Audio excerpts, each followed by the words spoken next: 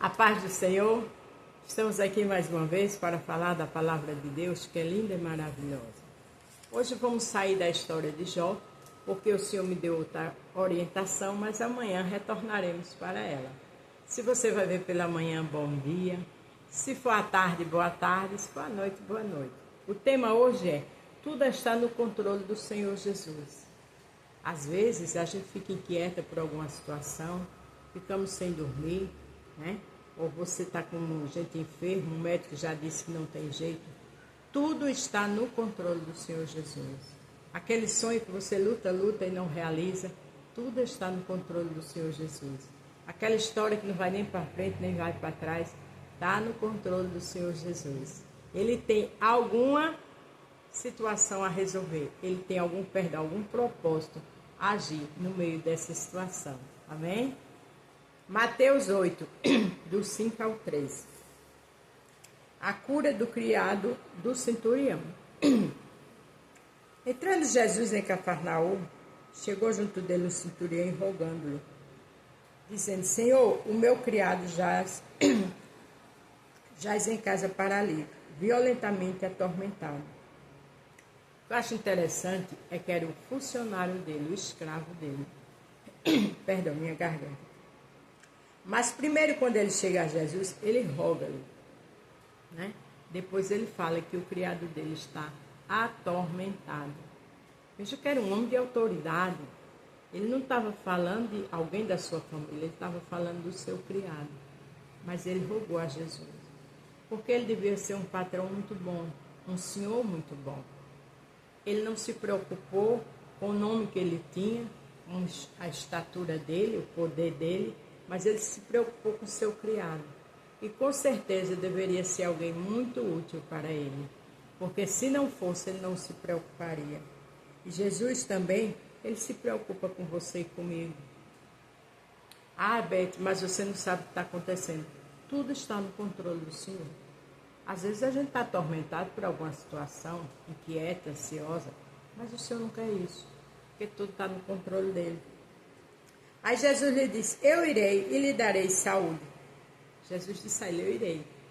Veja que esse senhor não era discípulo dele, era uma autoridade. Não estava pedindo por alguém da família, estava pedindo pelo seu escravo. Mostra que é um homem de integridade. Por mais que esse criado fosse útil a ele, né? Mas muitas vezes as pessoas não se preocupam nem com sua família, não se preocupam nem com a esposa, nem com o esposo. Fala, mente, engana, não é verdade?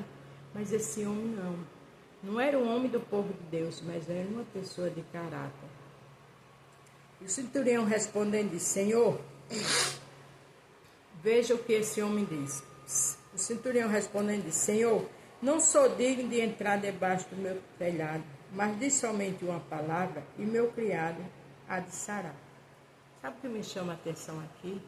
Essa palavra que ele disse: não sou digno. Ele devia ser uma pessoa que já tinha, né, com poderes extremos e que tinha que resolver situações extremas, que Jesus é santo e não aprovaria. Então ele foi muito verdadeiro, ele foi muito íntegro. Ele disse: não sou digno de entrar no meu telhado. Dignidade, andar com verdade não é para qualquer um. Aí quem anda com verdade aí é enganado, é caluniado, mas Jesus vê todas as coisas. Veja que Jesus estava aqui, vendo essa situação e o caráter desse homem, né? Porque a Bíblia diz: eu sou o caminho, a verdade e a vida. Ninguém vem ao Pai senão por mim.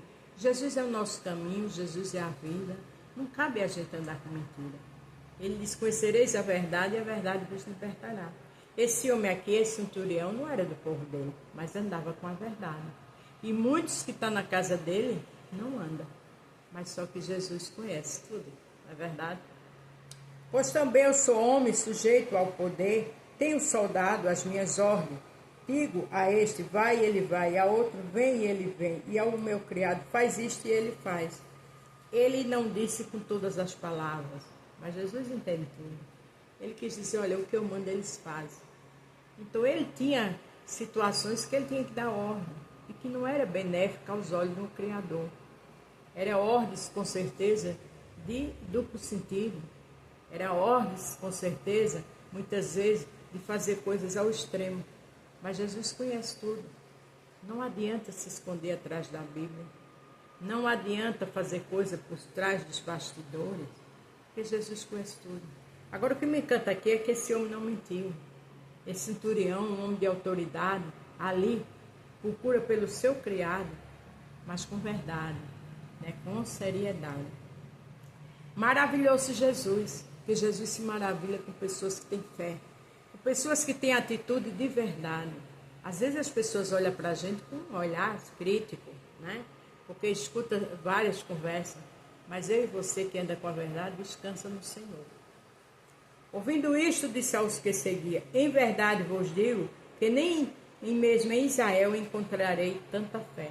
Quer dizer, um homem de autoridade, um homem que andava com ordens que não era cristão, mas um homem que andou com a verdade e que tinha fé. E Jesus se maravilhou. Você sabe o que é Jesus se maravilhar com alguém? Vale a pena andar com a verdade. Por mais que as pessoas se olhem de formas diferentes, vale a pena andar de cabeça erguida. Vale a pena ter compromisso com a palavra. E ele também disse que nem mesmo entre o povo dele encontrou tanta fé. Está bem claro aqui que esse centurião não fazia parte daquele povo. Mas eu vos digo que muitos virão do Oriente e do Ocidente e assentar-se-ão à mesa com Abraão, Isaque e Jacó no reino dos céus. Ele quis dizer muitos que não estão, aos nossos olhos, como cristãos, mas vão sentar na mesa com meus patriarcas. Veja que ele disse que vem do Oriente, vem do Ocidente. Não cabe a gente julgar, porque esse homem não era cristão, esse homem era uma autoridade, deixou claro que não era digno de Jesus entrar na casa dele. Mas aqui ele diz que muitos irão do Oriente e do Ocidente. Então ele incluiu esse homem dentro, porque a conversa era com esse homem. Não cabe a mim e a você julgar. Não cabe. Cada igreja tem sua doutrina, glória a Deus, mas tem pessoas que têm a doutrina, anda de calça comprida, corta o cabelo, anda maquiada e tem uma dignidade com Deus incrível. Tem comunhão com o Senhor. Veja que ele deixou bem claro aqui que muitos virão do Oriente e do Ocidente. Isso é para a gente não julgar as pessoas. E os filhos do reino serão lançados nas trevas exteriores, ali haverá pranto e ranger de dentes. Ele quer dizer, aqueles que se diz cristão, aqueles que eu conheço, vão ser jogados aonde? No exterior, lançados nas trevas. No exterior, e lá haverá pranto e ranger de dentes. Que a gente lute para andar com a verdade. Que a gente lute para ter fé como esse homem. Que a gente lute para viver um pouco da palavra de Deus. Quando eu digo um pouco, é porque ninguém vive 100%. Não é verdade? Então disse Jesus ao centurião: vai, e como crente te seja perdão. Então disse Jesus ao centurião: vai, e como creres, seja feito. Você está vendo a fé, a importância de crer? E naquele mesma hora o seu criado sarou. Porque só uma palavra de Jesus muda tudo. Na hora que o Senhor disse vai, como tu creres será feito, o criado sarou. Sabe o que é isso? É fé. Sabe o que é isso? É procurar a pessoa certa. Sabe o que é isso? É andar com a verdade. E foi exatamente o que esse centurião falou. Lembre-se do tema: tudo está no controle do Senhor Jesus. Não olhe para a situação, tenha fé. Porque esse homem não olhou. Ele disse que o criado dele estava terrivelmente atormentado. Precisava de uma cura exterior, uma cura interior, uma cura espiritual. Existem curas que é só com Jesus, mas todas as curas é com Jesus. Aqui em João 10, a gente vai ver do 16 ao 18, veja o que Jesus diz. Ainda tenho outras ovelhas que não são deste curral. Também me convém juntar elas, e elas ouvirão a minha voz, e haverá um rebanho e um pastor.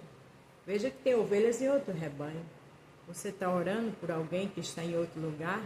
Você está orando por alguém que está afastado? Você está orando por alguém que não respira fé, dignidade, nem conversão? Continua, porque aquele diz, e haverá um rebanho e um pastor. Quer dizer, ele vai buscar na hora certa.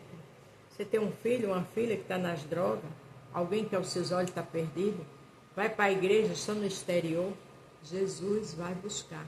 Está aqui na palavra. Por isto o Pai me ama, porque dou a minha vida para torná-lo a tomar. Ele dizia assim, olha, para dou a minha vida para tornar a tomá-lo. Jesus deu a vida, né? Ele morreu na cruz do Calvário. Mas ele vai lá, sabe, naquele lugar que aos teus olhos não tem saída, naquele lugar que sua família está perdida, um filho ou uma filha, lá no fundo do poço, ele volta para sua casa. E volta restaurado, liberto, salvo, porque Jesus está dizendo que deu a vida. Ele não morreu à toa. Aquele sofrimento não foi por acaso. Aí para terminar o 18, ninguém a tira de mim, mas eu de mim mesmo a dou. Quer dizer, Jesus permite as coisas. Tem o poder para dar-lhe e para tomar e torná-la. Este mandamento eu recebi de meu Pai. Ele quis dizer, meu Pai deu ordem para eu permitir que as pessoas vá, mas eu tenho o poder para tomá-la. A gente só toma algo que é nosso. Então, nossa família, aquele que estamos orando, pertence ao Senhor Jesus. Na hora certa, volta. Lembre-se dessas palavras, João 10, do 16 ao 18. Lembre-se aqui, Mateus 8, 5, 13. A atitude desse centurião, a fé dele, a verdade dele. Que eu e você aprenda cada dia mais com essa palavra e com a Bíblia em tudo. Porque ela tem tudo para nos ensinar. Ela tem tudo para nos fortalecer nossa fé, nossa perseverança. Ela tem tudo para nos mostrar que a grandeza e o poder está no Pai, no Filho e no Espírito Santo. Não perca a sua fé. Não olhe para a história que você está vendo, o cenário. Olha para Jesus. Todo o poder foi dado a Ele nos céus e na terra. Ele está no controle de tudo. Tudo está no controle do Senhor Jesus. E tudo que está acontecendo tem um propósito. Amém? A paz do Senhor, fique todos com Deus. E até amanhã.